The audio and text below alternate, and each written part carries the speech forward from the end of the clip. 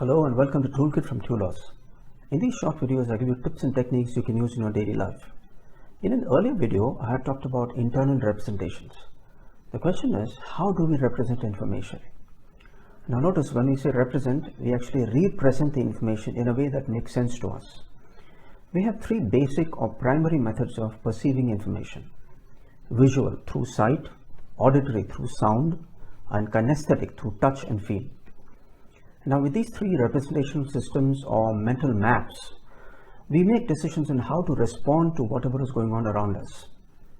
So how do you use this information?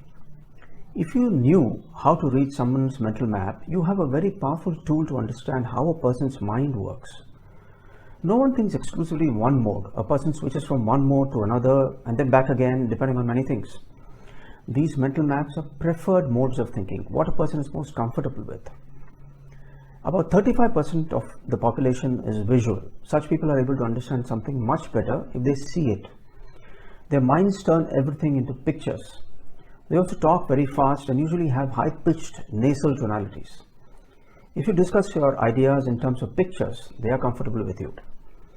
Now, how can you tell that a person is thinking visually? The words and phrases a person uses are the first clue. The words like look, bright, see, clear, and so on. The second clue is their eye movement. Watch someone's eye movement as you listen to what they say. That will give you a strong indication of what mode they are thinking in. So when a person is thinking visual, his or her eyes will usually go to the top right or to the top left. Now the auditory people make up 25% of the population. They listen to the way you say things, your voice, pitch, pace, intonation. They perceive information better if it's in terms of sound. So it's better to talk to an auditory person rather than showing him a picture or document to read.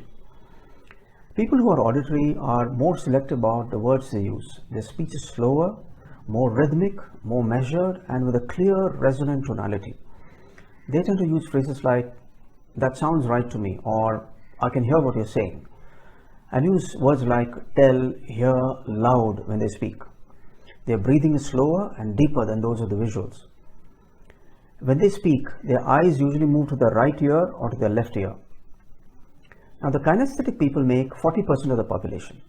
They get that information through touch, emotions, gut instincts, and hunches. People who are kinesthetic tend to be even slower than the visual and auditory people. They react primarily to feelings.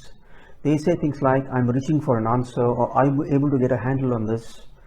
The words they usually use are feel, touch base, grip, handle, grasp. They use feeling words when talking to people. They usually have a very low, deep tonality, and kinesthetic people, when they speak, usually look down. So find out what your primary mode of representation is. Are you primarily visual, auditory, or kinesthetic? Then find out what modes of representation your friends and relatives use. If you have any questions, send me a message at this email ID or phone number. Stay tuned for more on Toolkit from Tulos. See you soon.